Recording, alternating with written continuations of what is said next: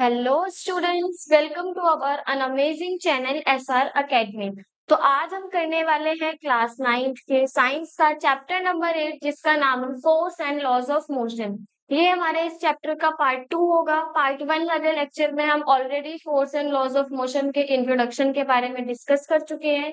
साथ ही साथ हम force and laws of motion में 3 लॉज थे हमारे, first law, second law and third law, जिसमें हमने लेक्चर 1 में अपने फर्स्ट लॉ ऑफ मोशन के बारे में डिस्कस किया था। साथ ही साथ हमने वहां पे मास और इनर्शिया के कॉन्सेप्ट को क्लियर किया था। तो आज के लेक्चर के अगर हम टॉपिक्स के बारे में डिस्कस करें, तो आज के लेक्चर का सबसे पहला टॉपिक है हमारा मोमेंटम।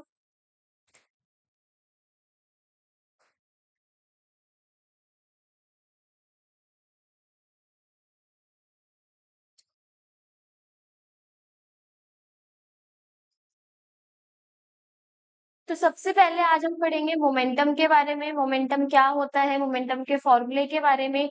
उसके बाद मोमेंटम और मास के केसेस को समझेंगे कि मोमेंटम और मास में क्या रिलेशनशिप है।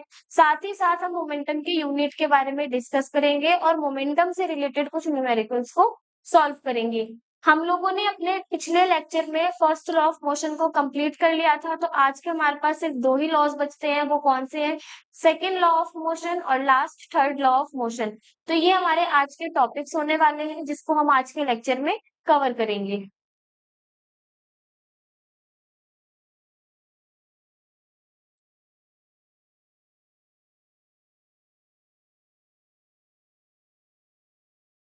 सबसे पहले अब इसमें हम बात करते हैं मोमेंटम की। मोमेंटम क्या होता है? तो momentum is the power of motion of an object. मतलब ये पावर है मोशन की किसी ऑब्जेक्ट के अंदर। जो मोमेंटम होता है, मोमेंटम को ऐसे डिस्क्राइब कर सकते हैं हम कि जो मोमेंटम होता है वो किसी ऑब्जेक्ट की मोशन की पावर को डिफाइन करता है।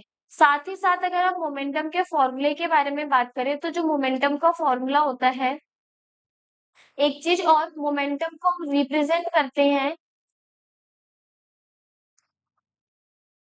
Small P.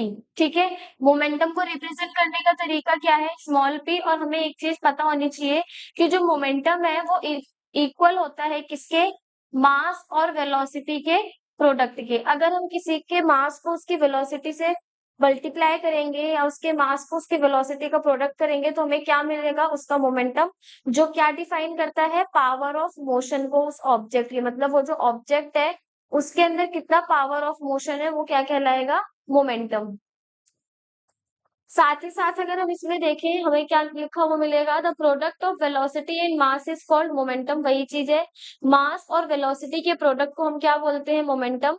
जिसको हम डिनोट करते हैं किससे?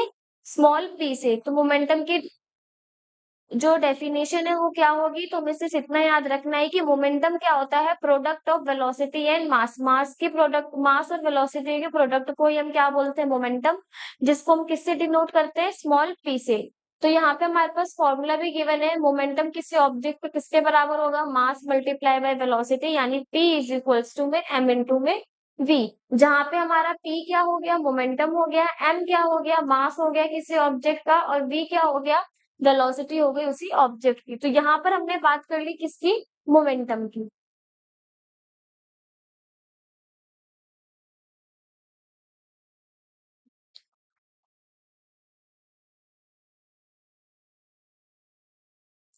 अब हमारे पास कुछ एक्सप्लेनेशन है जिससे हम मोमेंटम को और अच्छी तरीके से हम समझ सकते हैं। एक चीज और हम यहाँ पे ये बोलेंगे कि मोमेंटम का मतलब होता है, अगर हम इसको याद करने के तरीके से समझे, तो मोमेंटम को हम ये बोल सकते हैं चोट। ठीक है, अब ये चोट का क्या मतलब है? देखो, अगर किसी ऑब्जेक्ट का मास ज्यादा होगा तो हमें उससे चोट भी ज्यादा लगेगी, यानी उसका जो मोमेंटम होगा वो भी क्या होगा? फिर ज्यादा ही होगा। सेम मान लो एक हमारे पास साइकिल है यहाँ पे,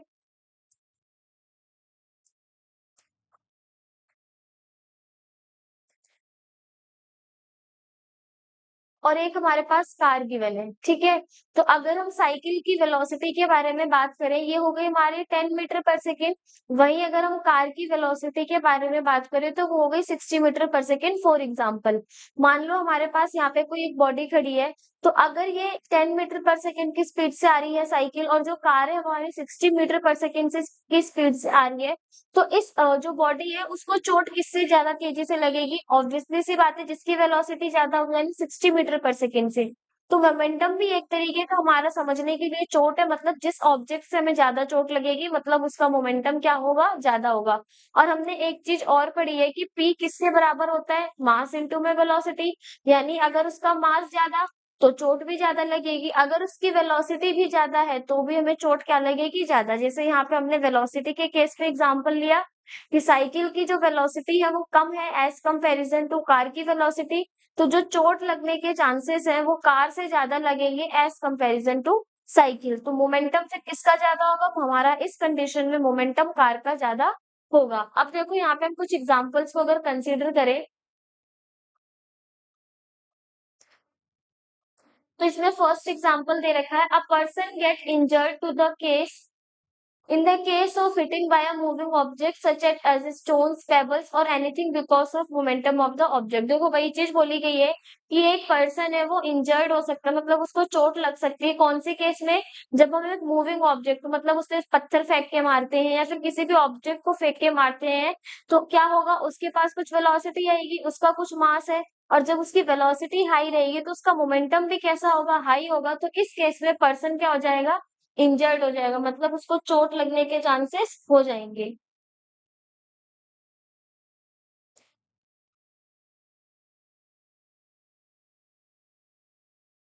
दूसरा इसमें हमारे पास दे रखा है even a small bullet is able to kill a person when it is fired from a gun because its momentum due to great velocity देखो इसमें हमारे पास एग्जांपल दे रखा है कि एक गन है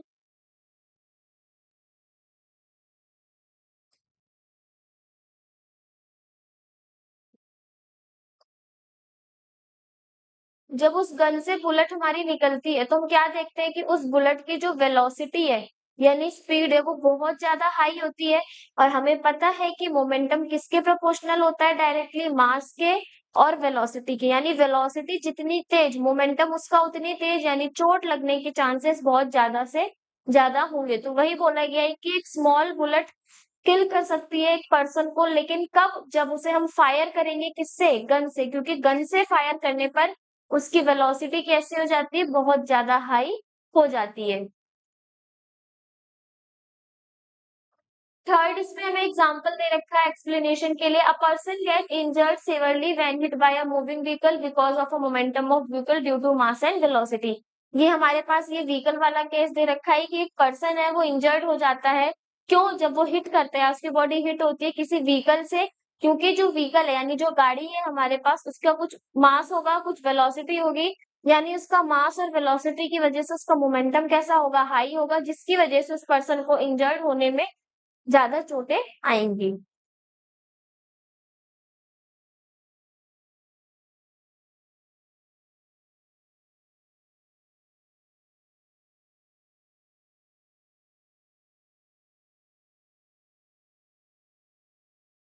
जैसे कि हमें पता है जो हमारा मोमेंटम है वो प्रोडक्ट है किसका मास और वेलोसिटी का, तो इससे हम ये कह सकते हैं, अभी जो हमने यहाँ पे एक्सप्लेनेशन में देखा कि जो P है वो किसके बराबर है? मास इनटू में वेलोसिटी के, यानी P को हम ये कह सकते हैं कि P डायरेक्टली प्रोपोर्शनल है मास के और साथ ही साथ P यानी मोमेंटम डायरेक्टली प्रोपोर्शनल है वेलोसिटी के। अब इस डायरेक्टली प्रोपोर्शनल से होगा क्या? देखो अगर हमारे पास मास का अमाउंट ज़्यादा है, तो मोमेंटम भी कैसा होगा? ज़्यादा। अगर हमारे पास मास का अमाउंट कम है तो मोमेंटम भी कैसा होगा कम सेम अगर वेलोसिटी वाले कॉन्सेप्ट में देखें अगर हमारे पास वेलोसिटी ज्यादा होगी तो मोमेंटम भी कैसा होगा ज्यादा होगा और अगर हमारे पास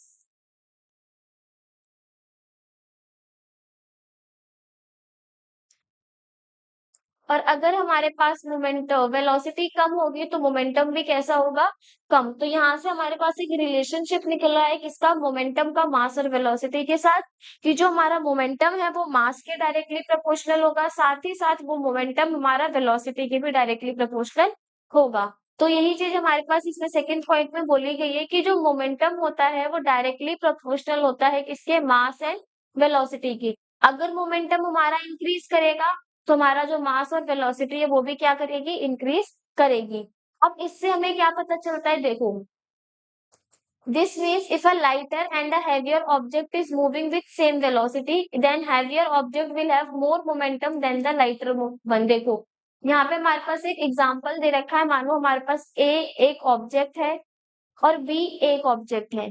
A का वेट है हमारा 50 केजी और B का वेट है हमारा 600 केजी। दोनों की वेलोसिटी क्या है? सेम, यानी A भी v वेलोसिटी से चल रहा है और B भी v वेलोसिटी से चल रहा है। अगर हम इसका मोमेंटम निकालें तो मोमेंटम A वाले का क्या होगा? मास इंटू में वेलोसिटी, यानी ये हो जाएगा 50v।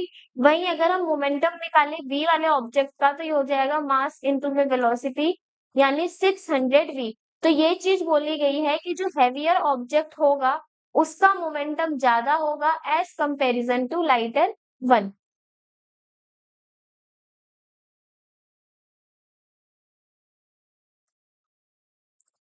नेक्स्ट हमारे पास इसमें गिवन है point, if a small object is moving with great velocity, अगर हमारे पास कोई एक छोटा सा ऑब्जेक्ट है वो बहुत ज्यादा वेलोसिटी से मूव कर रहा है, इट हैज ट्रिमेंडस मोमेंटम, उसके पास भी कुछ ना कुछ मोमेंटम होगा लेकिन वो हाई होगा क्योंकि वेलोसिटी क्या है हमारी? ज्यादा है।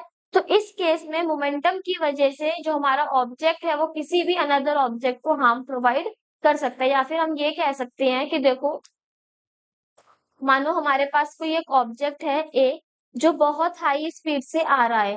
उस हाई स्पीड से आने की वजह से जो सामने मान लो हमारे पास एक ह्यूमन बॉडी है, तो वो क्या होगा? अगर कोई हमारे पास व्हीकल है, फॉर एग्जांपल हम इस ए को ट्रक बोल देते हैं, एक ट्रक है जिसकी जो हाई स्पीड है वो कितनी है? 100 किलोमीटर पर आवर। तो क्या होगा? इस 100 किलोमीटर पर आवर की मदद से इसकी वेलोसिटी हाई है, तो ये आसानी से अगर किसी इंसान को टक्कर मारेगा तो उसको चोट लग सकती है। मतलब ये बोलो कि हैवियर ऑब्जेक्ट से चोट लगने के चांसेस क्या होते हैं? ज्यादा होते हैं, या फिर जिसकी वेलोसिटी जितनी तेज होगी उससे भी हमारे को चोट लगने के चांसेस क्या होंगे? ज्यादा होंगे, यानी उसका मोमेंटम भी कैसा होगा? ज्यादा होगा।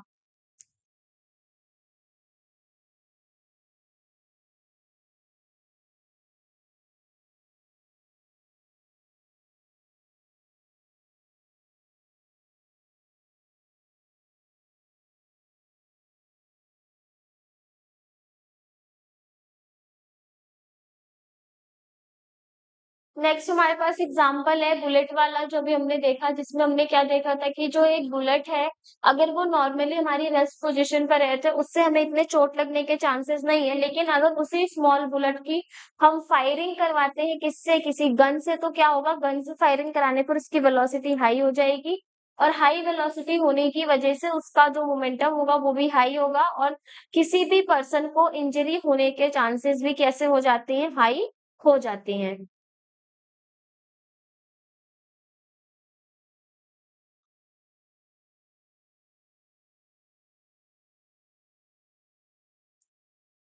अब यहाँ पे हमारे पास रोड एक्सीडेंट का एक केस दे रखा है। क्या बोला गया है? यूजुअली रोड एक्सीडेंट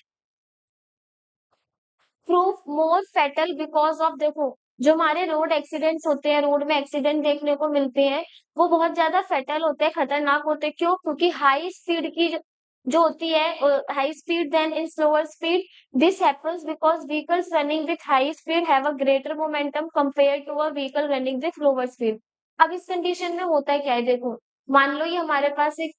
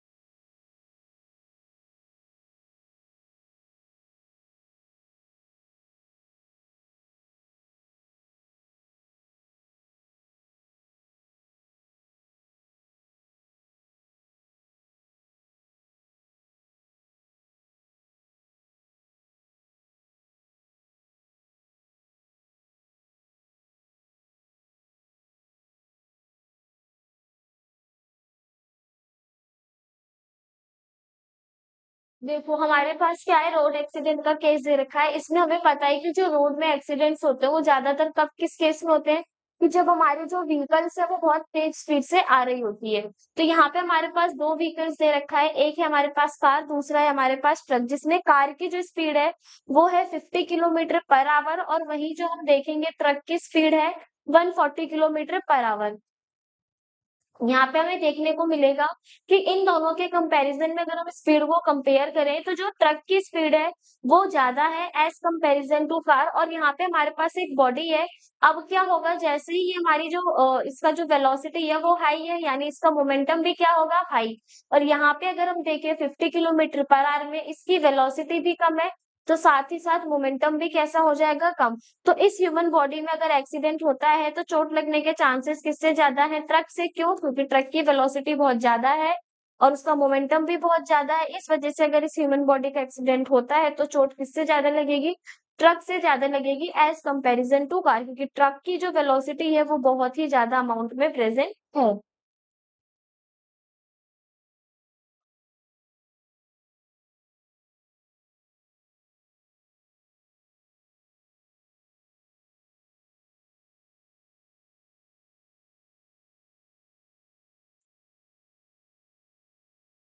अब हमारे पास क्या दे रखा है, अब हमारे पास एक केस है, क्या बोला गया है, momentum of an object which is in the state of a rest. मतलब हमें मोमेंटम निकालना है किसी ऑब्जेक्ट का जब उसकी स्टेट कैसी है, वो रेस्ट पोजीशन पर है।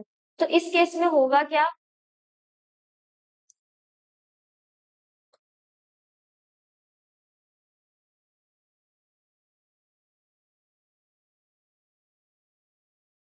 देखो माना हमारे पास कोई एक ऑब्जेक्ट है जिसका मास क्या है, एम, ठीक है। लेट, एक ऑब्जेक्ट है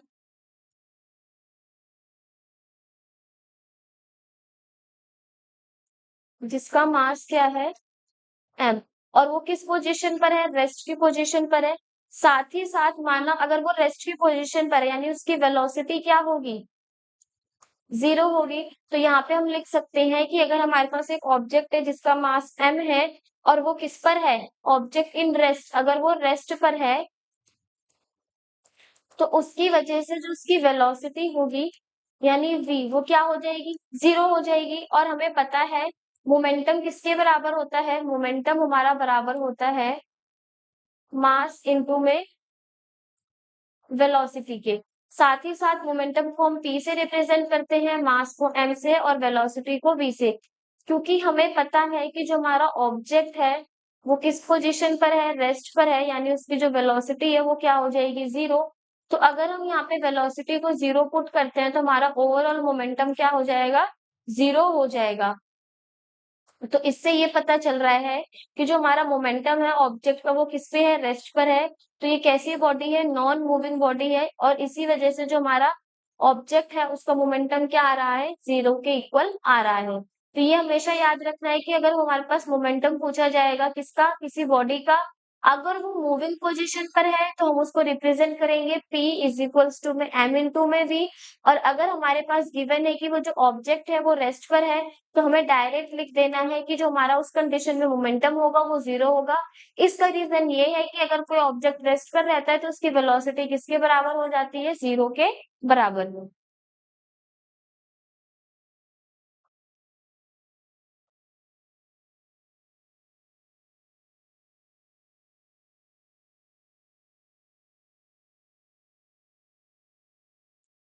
नेक्स्ट टॉपिक है हमारा इसमें यूनिट ऑफ मोमेंटम। अब हम क्या करेंगे, मोमेंटम की यूनिट को निकालेंगे। तो देखो मोमेंटम का फॉर्मूला पहले हमें लिखना है यहाँ पे, p इज इक्वल्स टू में मास इंटू में वेलोसिटी।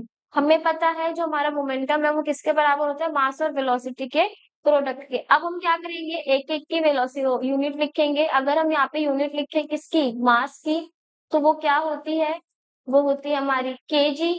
सेम अगर हम यहाँ पे एसआई यूनिट लिखें वेलोसिटी की, तो वो होती है हमारी मीटर पर सेकेंड। और हमें पता है मोमेंटम किसके बराबर है, मास इनटू में वेलोसिटी के। तो यहाँ पे अगर हम इसकी यूनिट को लिखें, मास की जगह पे ये हो जाएगा हमारा KG multiply by metre per second, तो यहाँ पे हम ये कह सकते हैं कि SI यूनिट ऑफ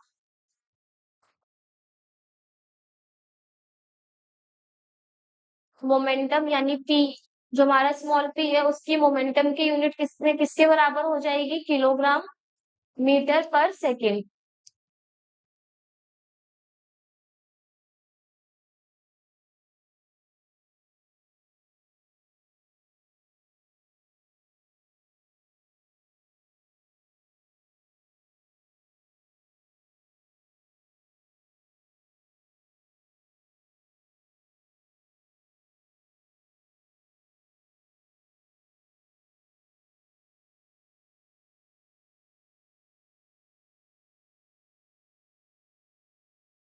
हमारे पास कुछ एग्जांपल्स है किसके, मोमेंटम के।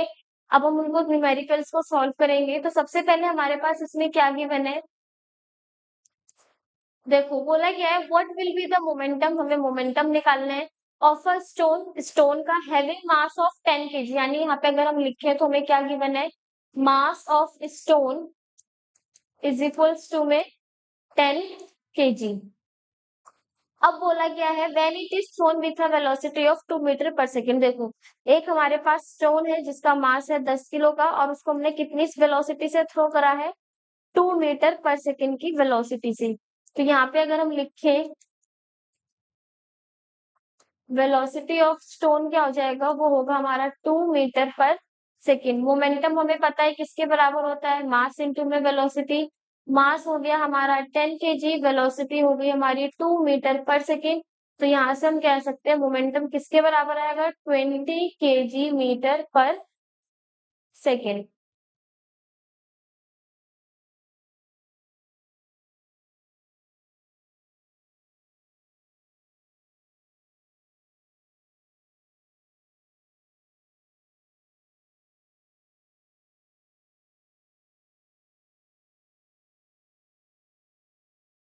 नेक्स्ट हमारे पास इसमें एग्जाम्पल नंबर 2, जिसमें हमें क्या करना है, मोमेंटम ही कैलकुलेट करना है, लेकिन किसमें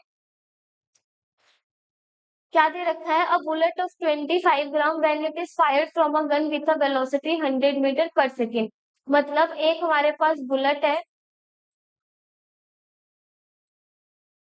जिसका मास कितना है, 25 ग्राम, और वो कितनी वेलोसिटी से तेजी से हिट हुआ है, फायर्ड हुई है वहां से, तो उसकी वेलोसिटी है हमारी 100 मीटर पर सेकेंड। तो यहाँ पे पहले हम लिखेंगे mass of bullet is equals to में 25 ग्राम। एक चीज और, यहाँ पे हमारे पास जो यूनिट है वो ग्राम में है, और ग्राम को किलोग्राम में चेंज करने के लिए हम क्या करते हैं, तो देखो 1 किलो में अगर हमारे पास 1000 ग्राम प्रेजेंट है, तो 1/1000 किलो होंगे 1 ग्राम में। और हमें कितने ग्राम का पूछा गया, 25 का, तो यहाँ पे हम क्या करेंगे, 25 को मल्टीप्लाई कर देंगे 1/1000 से, तो जो हमारी वैल्यू आएगी वो आएगी 0.025 kg। और वहीं अगर हम वेलोसिटी के बारे में बात करें, तो वेलोसिटी होगी किसकी, बुलेट की, वो होगी 100 मीटर पर सेकेंड।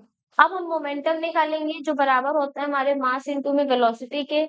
मास हो गया हमारा 0.025 kg multiply by 100 metre per second.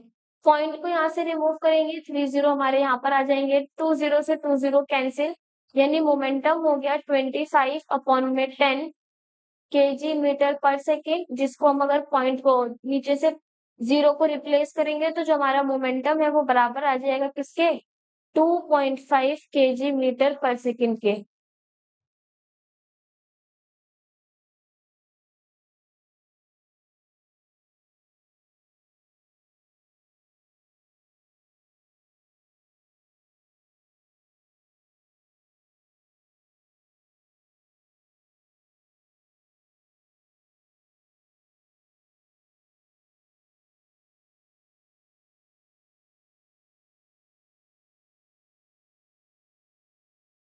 Next हमारे पास इसमें एग्जांपल नंबर 3 गिवन है, जिसमें क्या बोला गया है, अब कैलकुलेट द मोमेंटम। इसमें भी हमें मोमेंटम को कैलकुलेट करना है, जिसका जो मास बुलेट का मास है वो कितना है, 25 ग्राम, और साथ ही साथ जो हमारी स्पीड है उसकी या फिर वेलोसिटी है इसका मास हो गया हमारा 25 ग्राम और वेलोसिटी कितनी गिवन है 0.1 मीटर पर सेकेंड। तो सेम पहले लिखेंगे हम इसमें mass of the bullet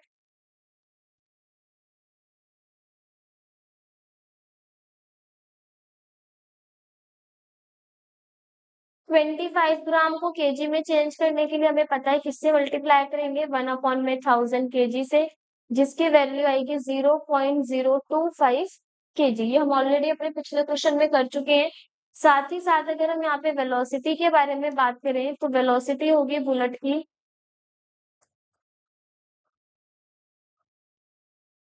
0.1 metre per second. हमें क्या कैलकुलेट करना है मोमेंटम,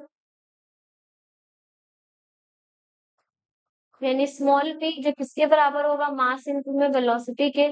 मास को वैल्यू को रखेंगे 0.025 केजी मल्टीप्लाई बाय 0.1।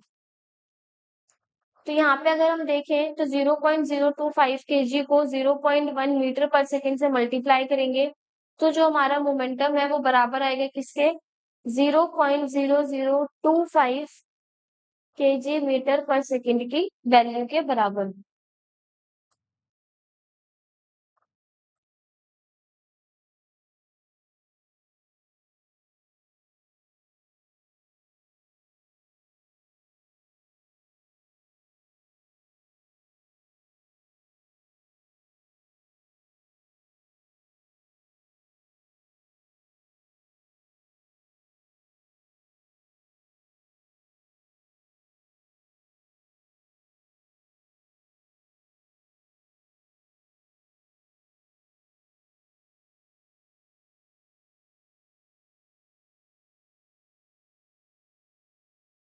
नेक्स्ट हमारे पास इसमें गिवन है question a car having mass of 1000 KG, मतलब एक हमारे पास कार है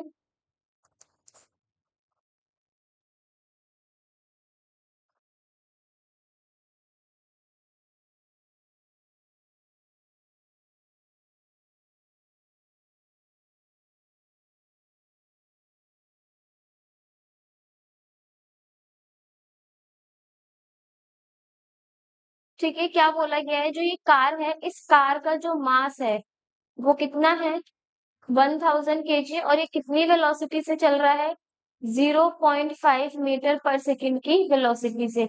हमें क्या कैलकुलेट करना है, हमें कैलकुलेट करना है मोमेंटम। तो यहाँ पे पहले हम लिखेंगे मास ऑफ द कार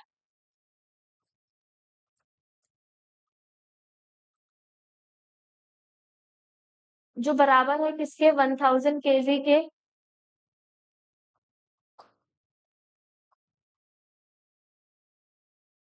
और वेलोसिटी ऑफ द कार यानी v किसके बराबर है 0.5 मीटर पर सेकेंड के। और हमें क्या फाइंड करना है मोमेंटम जो किसके बराबर होता है मास इनटू में वेलोसिटी के। तो हम यहाँ पर क्या करेंगे मास को मल्टीप्लाई करेंगे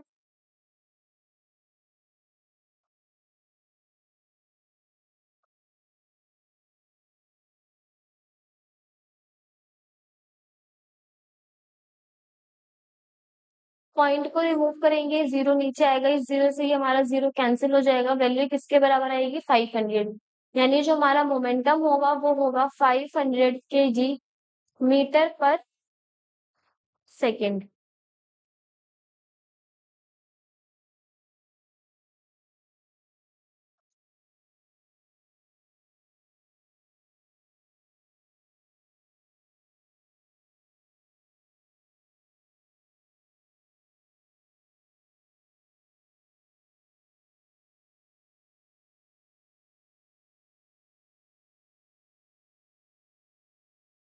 नेक्स्ट है हमारे पास आज का topic second law of motion. Already हम मोमेंटम के बारे में पढ़ चुके हैं, मोमेंटम में उसकी यूनिट्स के बारे में डिस्कस कर चुके हैं, साथ ही साथ हमने मोमेंटम से रिलेटेड कुछ न्यूमेरिकल्स को भी सॉल्व कर चुके हैं। अब हमारे पास नेक्स्ट टॉपिक है हमारा second law of motion.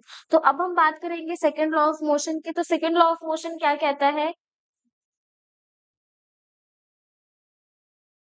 Second law of motion का जो हमारी स्टेटमेंट है वो क्या है, rate of change of momentum of an object is proportional to applied unbalanced force in the direction of force. मतलब सिंपल लैंग्वेज में अगर हम बोले तो जो सेकेंड लॉ ऑफ मोशन है वो किसके बराबर होता है, वो होता है हमारा rate of change of momentum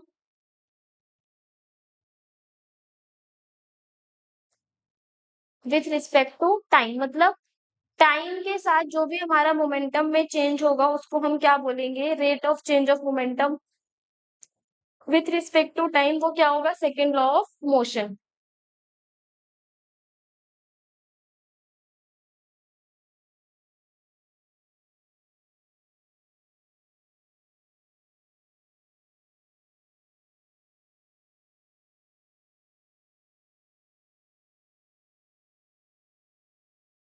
अब हम यहाँ पे सेकेंड लॉ ऑफ मोशन की मैथमेटिकल एक्सप्रेशन से डेरिवेशन निकालेंगे। जो भी हमारे पास यहाँ स्टेटमेंट बोली गई है कि जो हमारा सेकेंड लॉ ऑफ मोशन है उसमें क्या बोला गया है कि rate of change of momentum time, rate of change of momentum with respect to time किसको हमारा बताता है, सेकेंड लॉ ऑफ मोशन को। तो यहाँ पर अगर हम इसके मैथमेटिकल एक्सप्रेशन के बारे में बात करें तो यहाँ पे सपोज करेंगे हमारे पास कोई एक ऑब्जेक्ट है एम, जो कौन सी वेलोसिटी से चल रहा है, अपनी यू वेलोसिटी से चल रहा है। एक पर्टिकुलर टाइम के बाद उसकी वेलोसिटी कितनी हो जाती है, वी हो जाती है, ठीक है। तो यहाँ पे अगर हम बात करें, हमारे पास एक ऑब्जेक्ट है, मास है एक ऑब्जेक्ट का, वो कितना है, एम के जी। साथ ही साथ अगर हम बात करें, जो हमारे बॉडी ये ऑब्जेक्ट है जिसका मास एम है, वो स्टार्टिंग में कुछ वेलोसिटी से चल रहा है, यानी ये उसकी इनिशियल वेलोसिटी हो गई। तो अगर हम यहाँ पे initial velocity of an object के बारे में बात करें तो वो कितनी होगी, यू मीटर पर सेकेंड। साथ ही साथ अगर हम यहाँ पे फाइनल वेलोसिटी के बारे में बात करें तो फाइनल वेलोसिटी होगी इस ऑब्जेक्ट की, वो होगी वी मीटर पर सेकेंड। अब हम यहाँ पे देखें, ये हमारा इनिशियल पॉइंट है, तो यहाँ पे हमारा जो इनिशियल मोमेंटम होगा वो कितना होगा, यानी पी इनिशियल कितना होगा, मास इनटू में वेलोसिटी, मास हो गया हमारा एम और वेलोसिटी हो गई यू। और यहाँ पर अगर हम फाइनल मोमेंटम को कंसीडर करें तो पी फाइनल हमारा क्या होगा, मास इनटू में वेलोसिटी वी। तो अब यहाँ पर क्या बोला गया है, देखो the rate of change of momentum, change of momentum क्या होता है हमारा, किसी चीज का चेंज हम क्या कहलाता है कि फाइनल माइनस इनिशियल, यानी चेंज ऑफ मोमेंटम भी क्या होगा, पी फाइनल माइनस का पी इनिशियल। पी फाइनल हो गया हमारा एम बी और पी इनिशियल हो गया हमारा एम यू। अगर हम इसमें से एम को कॉमन निकाल लेंगे तो अंदर बचेगा वी माइनस यू। अब हमारे पास इसमें स्टेटमेंट है rate of change of momentum. तो rate of change of momentum का मतलब होता है मोमेंटम का change with respect to time, यानी जो हमारा मोमेंटम का चेंज था एम वी माइनस यू, वो किसके साथ, टाइम के साथ हमारा क्या कहलाएगा, rate of change of momentum. तो हमारे पास क्या बोला गया है, देखो जो हमारा सेकंड लॉ ऑफ मोशन है उसमें ये बोला गया है कि जो भी हमारा rate of change of momentum होगा वो डायरेक्टली प्रोपोर्शनल होगा किसके, फोर्स के। अगर हम यहाँ पे लिखें तो जो हमारा rate of change of momentum है वो डायरेक्टली प्रोपोर्शनल है किसके, फोर्स के। यही हमारा क्या स्टेटमेंट है सेकंड लॉ ऑफ मोशन की। अब हमें एक चीज और पता है first law of first motion की इक्वेशन से, कि जो हमारा एक्सेलरेशन है वो बराबर होता है किसके, v माइनस यू अपॉन में t के। तो यहाँ पर हम ये लिख सकते हैं कि फोर्स जो है वो डायरेक्टली प्रोपोर्शनल है m इंटू में a के।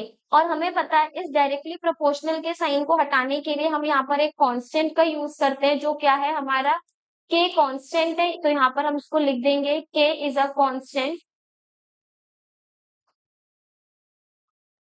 और जिसकी वैल्यू हमने कितनी एज्यूम करी है, 1।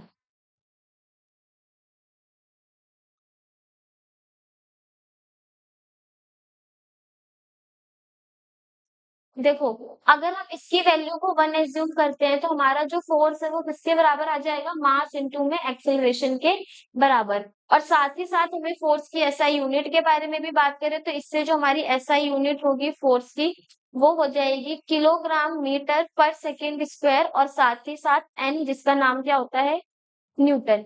तो सेकंड लॉ ऑफ मोशन की न्यूमेरिकली मैथमेटिकल एक्सप्रेशन क्या है, पहले हमें सेकंड लॉ ऑफ मोशन की स्टेटमेंट पता होनी चाहिए। जो हमारी स्टेटमेंट है वो क्या है कि जो हमारा फोर्स होता है वो डायरेक्टली प्रोपोर्शनल होता है change of rate of change of momentum के।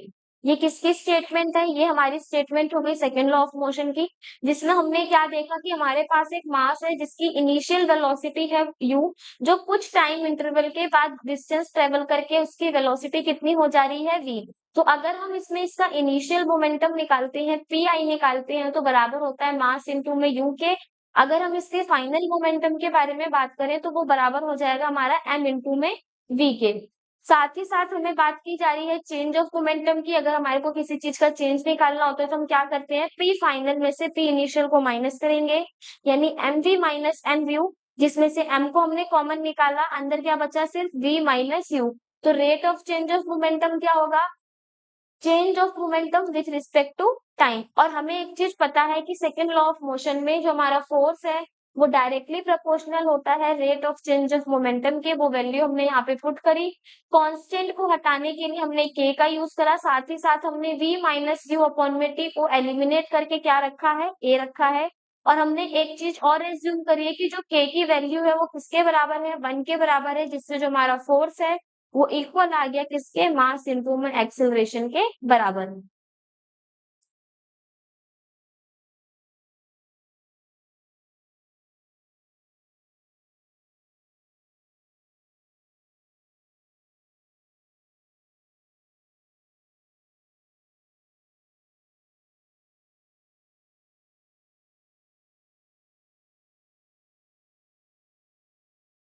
अब लास्ट टॉपिक है हमारा आज के लेक्चर का थर्ड लॉ ऑफ मोशन। तो थर्ड लॉ ऑफ मोशन क्या कहता है, थर्ड लॉ ऑफ मोशन में हमारे जो स्टेटमेंट है वो ये है, for every action there is an equal and opposite reaction. मतलब हर एक एक्शन के अपोजिट में हमारी एक रिएक्शन लगती है। मानो हम अगर इस डायरेक्शन में फोर्स लगा रहे हैं तो सेम हमारा जो ऑब्जेक्ट है वो अपोजिट डायरेक्शन में फोर्स लगाएगा।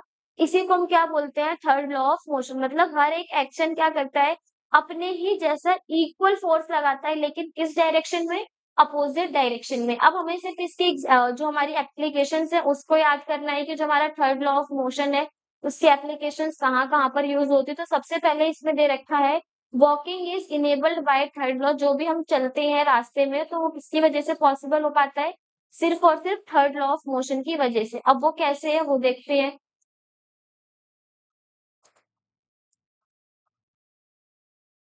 देखो हमारे पास अगर हम चलते हैं तो हम अपना जो आगे का लेग का, जो हमारे फुट का रीजन है उसमें हम फोर्स लगाते हैं, force on foot from the ground. मतलब जो फुट है वो फोर्स लगाता है ग्राउंड पे। सेम इसी तरीके से जो हमारा ग्राउंड है वो भी फोर्स लगाता है किस पे, फुट पे। पहले हमने क्या करा, फुट ने ग्राउंड पर फोर्स लगाया इस डायरेक्शन में, साथ ही साथ जो ग्राउंड है वो भी फुट पे पैर लगाएगा, लेकिन किस डायरेक्शन में, अपोजिट डायरेक्शन में।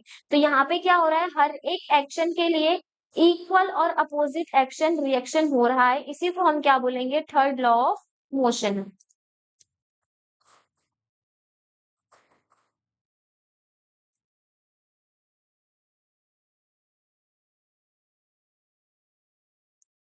सेकेंड हमारे पास इसमें एप्लीकेशन कौन सी गिवन है, अब boat moves back when we devoted it. जो हमारी बोट है वो पीछे की तरफ मूव कर जाती है, किस कंडीशन में, जब हम उसमें से उतरते हैं। देखो जब हम लोग उसमें से उतरते हैं बोट से तो हम क्या करते हैं, अपने पैर को आगे की तरफ मूव करेंगे, यानी फोर्स हम आगे की तरफ लगाएंगे। तो साथ ही साथ जो बोट है वो भी पीछे की तरफ को एक फोर्स अप्लाई करती है, जो हमारा ये थर्ड लॉ ऑफ मोशन के एप्लीकेशन में कंसिडर होता है।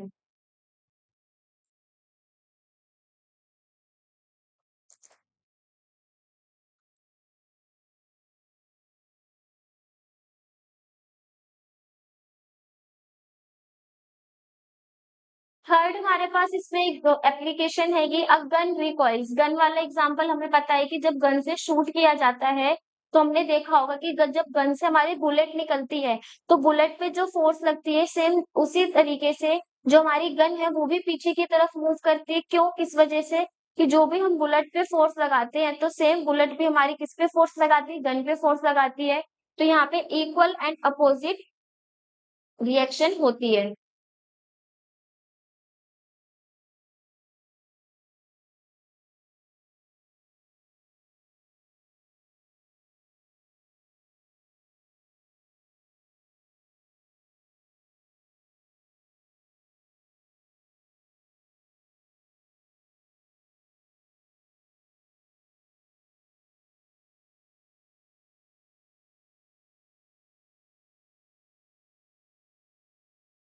नेक्स्ट हमारे पास इसी की एप्लीकेशन में वो है rowing of a boat. Rowing of a boat में देखो, जब हम बोट को चलाते हैं तो बोट को चलाने के टाइम पे जो हमारे पास ये उसको हम तब्बू बोलते हैं।